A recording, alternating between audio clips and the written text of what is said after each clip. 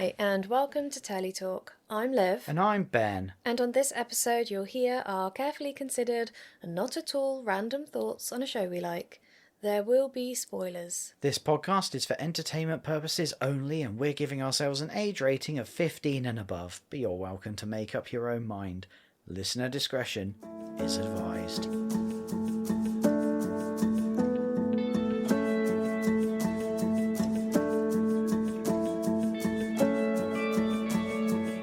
Ben, that sounded very professional.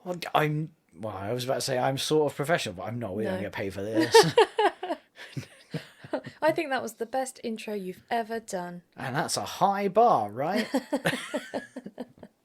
You know what is a high bar? The standard of this season's episodes on The Mystery at Blind Frog Ranch season... 4? No. 5? No. 6? Yes. Oh my god. Episode... 3? 4. Oh. What's the name of the episode, do you reckon? The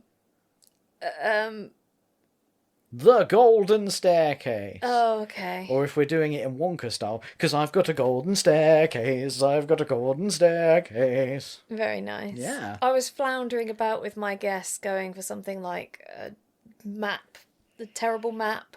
The terrible map. Lines that are supposed to be a map. So, wait, hang on. Squiggles. Mystery at Blind Frog Ranch, Season 6, Episode 4. Squiggles are a map. Yeah. Lines that are crap. Yeah. Crap lines. I promise it's a map. The Golden Staircase. Which follows on from the Chamber of Gold last season. I'm like, Yes. come on, Which come they on, did guys. actually move on. find gold in. Yes. Like only 3 bars, because in this episode they finish searching it. Scrabbling in the dirt. Yeah, they said that they got down to bedrock. I thought, wow, they did a lot of work in there. Over 4 days, yeah. Yeah, to get that whole, like, overall, the whole area down to bedrock to search it. That is very impressive. And they're doing it by hand. Yeah. Yeah. And it's quite interesting because we see that James is detecting with, like, his magnetometer and he spots a void. Mm-hmm. And this was, yeah, because they do a load more digging. Chili gets a digging. Yeah, and then he throws himself in the hole. Yeah. Oh my god. You have learned nothing from Eric. Yeah. Eric's apparently dead. He doesn't exist anymore. He's gone. He's not, he's there. He's not in the... No, he's not in there, No. but he's in the episode. Man down. He's like, I see no reason not to throw myself in this tiny hole. And the universe goes, I think we need to give this guy another warning. So what does he find? An effigy. Oh yeah, an effigy. I thought it was going to be, because they were like showing you a slightly distant picture of it in the scrabbly head cam. And It I was was like, a very limited space to crawl through. yeah, it's like tiny, spelunky. And I was like, it looked like a spike. So I was like, have they found a trap? Are they like, if we go, come on guys, first of all, go slowly, because that'll save everyone. Secondly, like, are they going, look, if you go any further, it's going to get you. But it wasn't. No, it was a carving to scare people off. They didn't get too close to it, did they? But they say that generally these were left by ancient peoples as warnings and very sacred, like, stay away Yeah, kind guardians of thing. against danger. Yeah. And the warning is, this is too narrow to crawl through, go away. And it did raise some questions for me about the people that left it there, and I'm so curious, and of course we'll never know. Yeah. But that was a lot of crawling, a lot of trusting the process, I suppose, and then there was an effigy very well hidden. I feel like if it was more readily available, more visible, it would have had more of an impact. Yeah, although it makes you wonder what was further on. Like, were they right close to more treasure? And Chili's like, fuck this. Yeah. I'm not messing with that bad juju. Yeah, because he keeps like talking to himself like, no. And they leave an offering for it. Yeah. And they're scrabbling around trying to find Has anyone got something. any change? As if people bring small change into the caves with them. Yeah. Eventually they're like, I've got a spare carabiner. Will that do? And they're like, yes. Yes. That'll do. Hand it over right now. Yes. And then he leaves it and he's like, please don't kill me. I leave now. Yeah, off we go. One by one, out we go. Toodles. Still talking to himself. He No way. pieces the fuck out of Yeah. there. I'm like, oh, okay. I really liked that though. Did you? Yeah, I did, because it sort of spoke a bit to the ancient people that put it there, and it spoke a bit to Chile's own heritage, whatever that is, that he is so... Whatever that is. I don't know, they haven't got into it, but I just feel like a lot of people would have gone, meh, Well, and it's not interesting. respected that. But So- he obviously understood it for what it meant and respected I it. think he just wanted an excuse to not have to crawl any further in the tiny hole. I think I've gone too far. I can't just go, sorry guys, this is too scary now. So he then goes, oh, thank God, there's a reason. Because no one's going to like call me up and be like, oh, you're being a wuss because of all the like mystical danger of it. You're so cynical. No. But what I want to understand is like, what's the difference in like supernatural terrifyingness between that and that daubed image on the wall that indicated danger and death? And they were like, who cares? Walk a bit slower. It's fine. And like this, they were like, oh, hell no. Yeah, that's an interesting question. Maybe if Josh had seen it, he'd have been like, nah. Well, yes, and then we have the culture thing again. In previous seasons, they'd have chiseled that out and brought it out and been like, look what I found. I don't know if they would. Well, they have been fairly respectful here. Fairly I respectful. say fairly. I'm thinking now about the bead site where they're like, look at all the beads. So many beads, get the digger. And then the woman from the originating tribe was like, yeah, this is sacred. Please don't touch them. It is cursed. And These are here as offerings. Dwayne and Chad are like, we'll be fine. Yeah. And actually, they're not fine. No, neither's Charlie. I know, because this then Charlie comes boy. into it. And what's really interesting, actually, talking about warnings, it becomes known that there was actually an earthquake at the time when they were last underground. That's what that rumbling was. Yes, because we get Jim Segala back here of previously on this season and also of Skinwalker Ranch. Man does the tour. I don't remember him on Skinwalker. Oh, they've had so many people. He's probably been on Oak Island as well. He's probably done all of it, because I know Dr. Travis has been on Oak Island as well. Has he? Oh, yes, yeah, he was one of on their a video call, theory guys. Yeah. Because he's an astrophysicist, don't you know? Yeah. And he loves the spooky weirdness. But back to this show. Yeah, this show. So yeah, Charlie Snyder, is back because he's been off ill. Yeah. And he's convinced that the illnesses that he and Dwayne are experiencing are to do with the ranch. Because Dr. Jim Segala and his crew last season put some detectoring devices down. Love that science word. Yep. Keep going. They detected electromagnetic anomalies. That'll get you going. This happened after that strange guy drove up in the middle of the night, ignored the warnings that they gave over the audio system to leave, and just went, dug up a thing that was clearly already there and he knew exactly where it was, and drove off. And they asked, I don't know, sciencey people, what is this? Scientists. And local universities, I suppose. And they came back with, it's likely this kind of instrument. And Dwayne was satisfied that it wasn't a fellow treasure hunter trying to steal the treasure from under them. And it looked like it was just monitoring ground stuff, a bit like Skinwalker do with their monitoring systems. Turns out it might have been a bit more urgent to know about it than we first thought. Yeah, so he put the detectorings, I don't know what word you use, I can't remember. The detectoring devices, yes.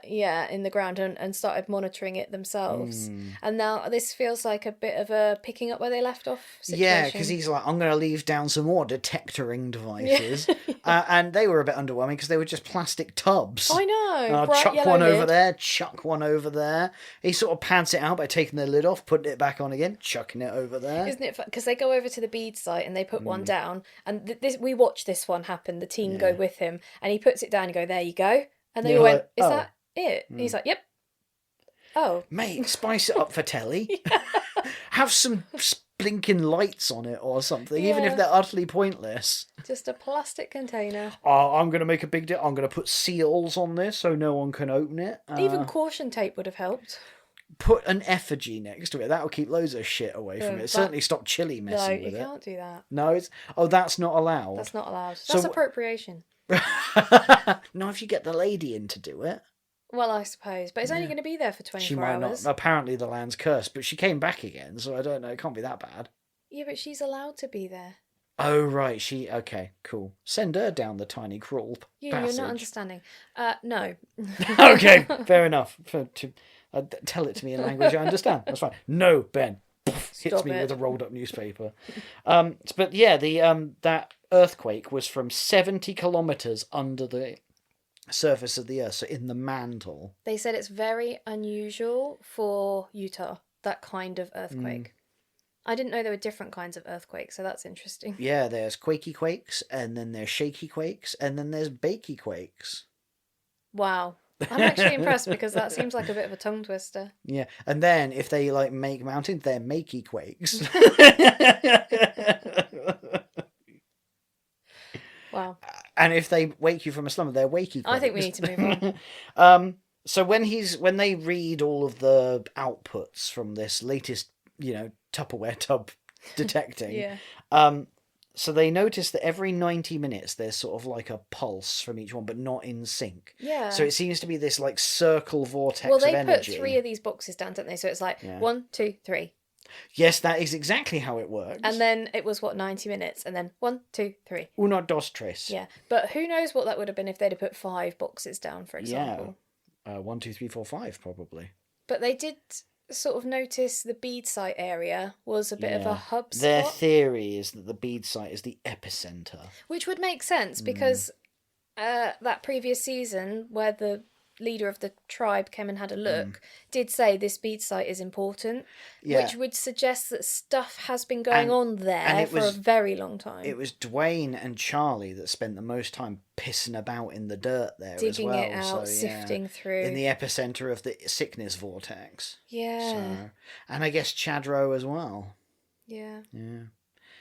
But yeah, it's his kind of thing is that, so Charlie is like, I think it's something to do with this that's making me sing. And Dr. Jim Segala does say that it's possible that it caused an autoimmune reaction in the body because that level of electromagnetic energy, and this already makes it sound like a load of old waffle, but it could have made the body feel like it was under attack. Yeah. Like in a big giant microwave. It's so interesting, the sciences in general, but specifically the human body, and we saw that on the Skinwalker episode that we watched this week as well, of just like how the body can react, and there's so much in science that we don't understand, and it's easy to go, I don't know about that, therefore it's made up. And actually, if we trust it a little bit, maybe we would figure some more stuff out. Yeah, and it does. Yeah, it makes you wonder about that stuff, like you said on Skinwalker, which isn't that far away. And you've had like Thomas Winterton's Conehead thing, and apparently gamma radiation.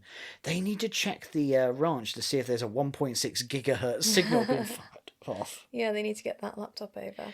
Yeah, but they were testing brainwaves, weren't they, this week? So that was interesting. Maybe we could get that equipment over here, test that at the bead site. Who are they going to stick that on? I don't know. I don't think they would be short of volunteers. No. Put it on Eric. He seems to be fine. Yeah, he's going for anything. Yeah. In fact, he is really pleased to see Charlie. Yeah. He was the most pleased out of all of them. He's the old hand now, isn't it? Him and Charlie are the old boys. I guess. Because they were both in season 1. You're right. Because Eric disappeared for a load of season 2, and we were like, oh, and then he came back, the triumphant hero, like, I was gone for a bit, I'm back. Yeah, because he had an important job doing his actual job. Yeah. So yeah, I don't know what they're going to do with the rest of the medical investigation side of this, but I think that's what Charlie's going to be leading, isn't it? It's one of those things where it's side quest interesting, but quest. It's not gold interesting. No. So, yeah, and I feel like I'm really pleased that they found this keyhole chamber, like super duper pleased. But this golden staircase that they're now talking about feels like a distant dream. Yeah. Like, I don't know if I can get on board with it. Yeah, it doesn't feel as tangible, does it? But they do jump straight into hunting for it. But they get what's his name over to interpret the language. Yes, they do. They get. I've written his name down here. Oh no, I was about to say it's Dick, but that's the gold analyzer because they do that as well. Oh yeah. It was Dr. Roger Blomquist. Nice. Yeah, and he is, I'm sure, like the only person in the known world that can read Desiree. That's right. Because he was saying that it only really existed for 20 years and was made specifically so that no one apart from the Mormons could read it. And not just Mormons, but a specific group of Mormons. Yeah. So it's very localized. Yeah. And they were like, oh, okay, can you interpret this then? He goes, yes. And then he just reads it. Well... That's what we see. Yeah, he had it all written out in front of him, fluent. I noticed later. In lovely all caps as well. Okay. So I suspect that they let him see it early on. But you pointed out... Yeah, because they emailed it to him. Yeah, and you pointed out, didn't they say they weren't going to let him see the map? Yeah, and then there's the map everywhere. It must have got him to sign an NDA. Also, that map is useless. Well, maybe. I could draw a map like that. Well, yeah, it's like 3 lines and a few squiggles. And trees that are probably long gone. Don't give it away. Everyone will be after that treasure, Liv. But yeah, it mentions a golden staircase and an ancient's treasure. Something about big, which he thinks might mean important as a bit. So maybe, but if we're going to be like liberal interpretation, does that mean golden staircase might not actually mean it's a staircase of gold? Well, that's what they have said, to be fair to them. Yeah. They don't know how to interpret that. It might just be They're yellow hoping sand. It's literal. But imagine if it's 300 foot underground. They're like, how are we going to dig out this bloody great golden staircase? It's just a yellow ladder that they left down a hole. A yellow ladder. And they'll be like, oh no, yellow ladders are a sign of danger. Chili's like, I'm going anywhere near that place. Sorry. But yeah, speaking of the gold, they add, like Ron has been handed all this gold. And he's like, right, you guys get back in the hole. The 3 ingots. The 3 ingots. That's more gold than I've found today. True. And he's like, well, I'll look after that, boys. You get back down the hole and dig in the dirt. And then he goes to Dick, his pet gold analyzer. He's like, Dick and I go a long way back. He can trust him. And he says he's actually very discreet, which I guess is actually really important in treasure hunting. Yeah. This guy doesn't dick about. Nice. Yeah.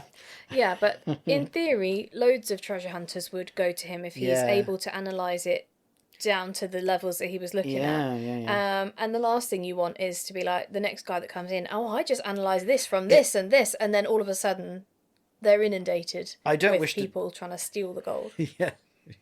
I don't wish to raise a sore point, but it looks remarkably like he sent it to be XRF'd by an Emma Culligan type metallurgist. Yeah. And the information found through this metallurgy was actually quite useful for My them. main issue with Emma is her date ranges. I think this was pre-1800s. Yeah, I mean, that's a lot. This guy gives us specifics, which I appreciate. So the interesting thing about the gold is that it's got a high copper content, sort of the 20 to 25% mark. Yeah, where normally they would expect 1 or 2%. Yeah, because they were like, miners don't tend to mix their gold with copper. And I'm like, unless they're trying to pass it off as more. Is that what they said? No. I added that little bit of thought. Like, what if they're trying to bulk it out a bit? Well, I mean, they could just bulk it out with something else. Copper, I think, is expensive, and it also changes the colour. Yeah.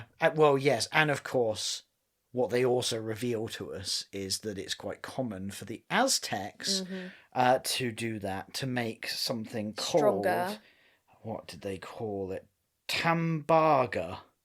Yeah, it's stronger, and it has a slightly different colour, so it's more decorative, and they used it for a lot of their decorations. It looked a bit rose goldy to me. A little bit that way, yeah. It also had platinum, meridium, and palladium in it, which indicated it was likely to be from Mexico, Australia, or South America. Yeah. And Ron's like, Mexico, you say? Yep, that's the one. Ding, ding, ding. Proof! What was interesting, and again, I don't really understand these numbers, but those were the trace elements, and they were tiny amounts. And I was thinking, how much do you need for it to be significant?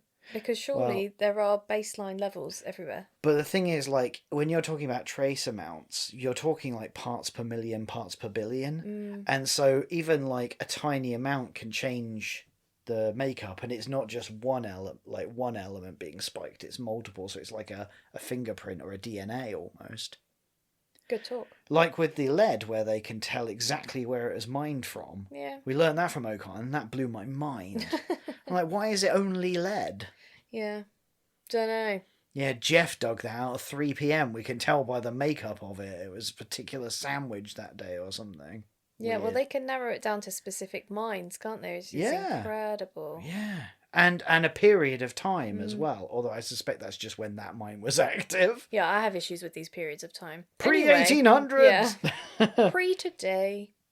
But yeah, so while Ron's doing that, Josh has a big find in the cave. Sort of. Some broken glass. Yeah, turns out sometimes if you stick your hand in holes, you find broken glass, which is a very good reason not to stick your hand in holes.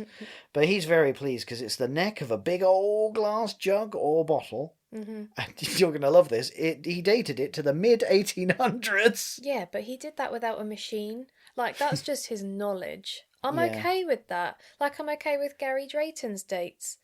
You know, this is fine. When you've got a machine that's supposed to give you accurate... Anyway. She can't escape. This vendetta continues across shows. But so this gets Josh very excited. He's like, James Rhodes could have been here. I think he probably was. It's his map. Well, it's his map and maybe his bottle. And there's only 3 bits of gold left that clearly got forgotten and lost. Well, and they recount the story of James Rhodes appearing, showing up to a town with a wagon that was so full of gold, ingots were falling off of it. I know. I was like, well, there it is then. Well, yeah, there it was. You're lucky you found 3. Well, yeah. Presumably, you could, I'd be like, right, where's the trait out? Like, we need to dig, because there'll be this trail of gold ingots all the way into town. But yeah, clearly that's why there's no gold here. Yeah. It does not make me hopeful for the other chambers, if I'm honest. 6, yeah. Yeah. They're just hoping you don't need the Mormons maps. You need the Mormon accountants. No, I can't remember. Is it the Navajo people? Oh, the Tepanoco? Oh, I can't remember which group they've said. Journal. Tippinoco. The Tippinoco I was people. close. You were. Go me with my memory. Yeah, you need their maps. Yeah. Maybe they didn't make maps. That was probably through story, wasn't it? They'd have put effigies on them, that's the problem. They did here. It didn't seem to stop anyone. Well, true. But yeah, so it's at this point where they're like, right, I think we're done in this chamber. And they're like, I think the Mormons might have had all this treasure. Yeah, I know. I'm like, oh, and wow, then they okay. tell us that story about the ingots falling off the wagon. Right, you could have led with that. Yeah, I feel like you could have avoided a lot of stress here, boys. And they repeat again that the Ollingers have spent 10 years looking for this chamber in the belief that the treasure was still there. Yeah. 10 years. Pointless belief as well, because it was clearly signposted early on that they'd had it all. What do you mean signpost? Well, if this story, yeah, absolutely. Yeah. Well, and the fact that there's a map to it. They were obviously just they didn't have a map. They did ground scanning. That's true. Yeah. There you go. But, I still think that they should have gone down and tried to get past the effigy. I reckon there was loads down there that they've just... I'm not convinced. No. But why was it there then, Liv? Because if you keep going down, you will die. Right, okay. It's a dangerous business going caving. Apparently so. Ask Eric. Indeed. Yeah, so we then pivot to Ron has decided that the golden staircase is the next target. He's the boss now. Yeah, well, because it seems important with this paper being stuck in the book. Yeah, so they've decided that they're going to give a good crack to your wiggly crap line map as you describe it. Yeah, and what they come up with makes 0 sense to me. They're like, we need to look at a ridge line. Yeah, they were looking at a 2D map. Yeah, for a map. With a squiggle. Yeah. And I'm like, I don't see how these are lining up. Well, even Eric is like, yeah, but why are we looking at it on the topo map, as they call the topographical map? Because they'll have drawn it from the ground. Yeah. So this is an utterly pointless endeavour, boys. They're looking at yeah. But they're like, there's an H on here. That probably means that H is often used to indicate something important. So I reckon. So Josh is like a helipad. Yes. I reckon that's the Mormon helipad. That's how they lifted. But he's like, no, that will be the entrance to the golden staircase. I've decided, because that's what they'll do. And so he and Chili go, well, the group kind of identifies 3 areas they think might be appropriate. So they just go, that one. Yeah. Let's go there. And they go out walking. And to be fair to them, they at least get a move on. They do. They don't muck about. Well, I'm like, what are the odds they're going to find this first? But it doesn't seem like they have found it. They're going to an area northeast of the ranch, so not on the ranch. And this often happens, doesn't it? And then they stand on an outcrop and they're like, I think they drew the map from here. How do you know that? It's a squiggle. Well, evidently they don't know that because they start looking around. I've just written down, they're not finding much. They found some trees. There's another little marking on the map that's like a line and then a U, and then the line continues in its original place. Oh, no. And Josh is like, this usually means like a divot in the ground or something. No shit, like, Josh. Right, so you're now going to try and look for a negative. Yeah, like something that's not there. That could have easily filled in the last 100 and something years. I get flashbacks to that Oak Island episode where they trekked for ages on like a Lord of the Rings quest. We finally get there. There's just this carved little tiny bowl in the stone. There are like 8 people stood around it going, important. The crucible. Like, it's a din. That was overly dramatic. That was at the Azores, wasn't it? Yeah. That was when Doug Kroll pieced out early and was saying, nah, I'm off. I'll go to the library. Got books to read, boys. But that was the episode. We fit quite a lot in. Yeah, to be fair, they do get a lot of content in. It just... I mean, we found gold last episode. This one just... Yeah, considering they called this the Golden Staircase, I feel like they over-egged the pudding a bit. Yeah, I felt a bit let down, to be honest. Yeah, well, the thing is, once you find actual treasure, everything's a bit of a letdown from there. Unless they found 4 gold bars. And even then, the novelty's gone. I think what I needed was for them to do a bit more work on this before we let go of the chamber. The Keyhole Chamber. So that I'm more invested in this one for the switchover. I also wonder if they might have done better to finish off the Keyhole Chamber at the beginning of the episode. Which they did. But they intermingled it with Charlie Boy. Yeah. And so if they'd have finished the thing early on, then gone Charlie Boy supernatural malarkey, and then gone, right, now then finish it with, we're going to go on the next big adventure. Maybe. Yeah. Because I found the Charlie Boy stuff.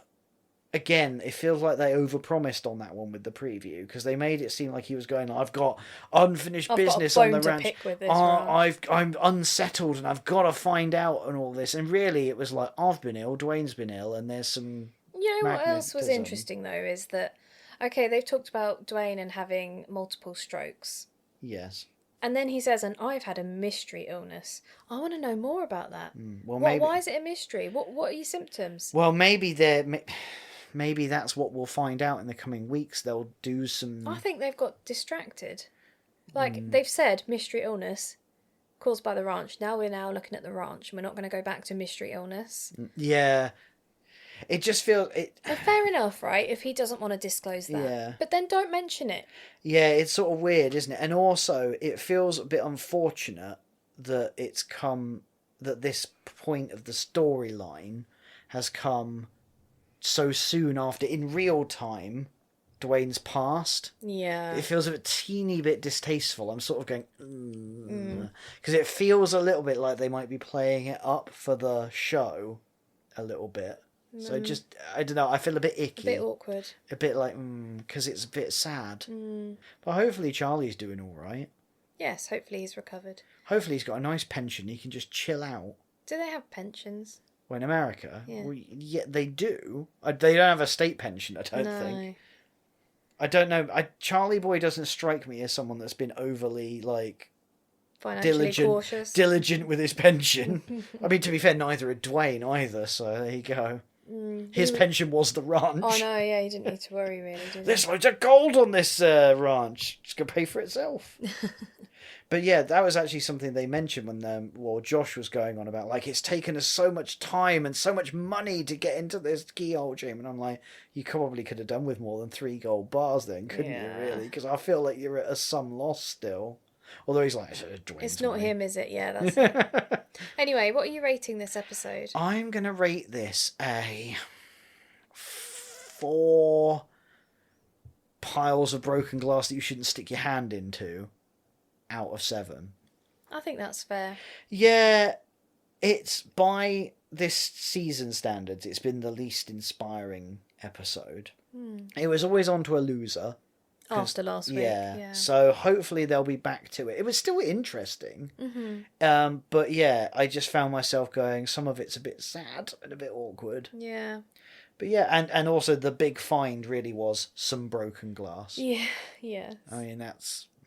I mean, I've gone down a similar track because I've gone 6 out of 10. 6 out of 10. Yeah, it was okay. I just want to be a bit further down. Like, what they've given us has the potential to be really interesting. And I feel like I needed more of a bridge from last week. Yeah, my concern a little bit now is this going to feel samey? Because, like, we're on the next search for the next chamber, and it looks like from the preview they're going to wander around and go, I think behind this big rock there might be an entrance. And I'm like... I don't mind that if they then find it, and if they don't find it, move on, which they are good at. So I'm hopeful. I just wanted to be a bit more invested in this new theory. Yeah. I mean, the Keyhole Chamber has been on the show for what, 3-4 years? Yeah, and we've just been done. Move on. Golden Staircase is where it's at. But we had a lot of that build up of like, no, they're going to find the entrance. Oh my god! And now there's actual gold. Like, but the Golden Staircase, one episode. I don't care enough yet. Although, if they then go, if this is the beginning of like 2.5 seasons of them building up the Golden Staircase, you're going to look like a fool. Because we'll get a season and a bit in going, oh my god, I'm so sick of hearing much now. They've built this up too much. Why couldn't they have just gone to it immediately? Yeah. Fair. We're getting greedy is what we are now. We're like a little bit... Have we actually come to the point where we're going, like the reverse Oak Island, we're like, come on, give us a bit of padding here, boys. Set it up a bit. Yeah, maybe. Too much goodness. But yeah, on that note, that's all, folks. Thank you so much for listening. We'll see you next time. Bye. Toodles!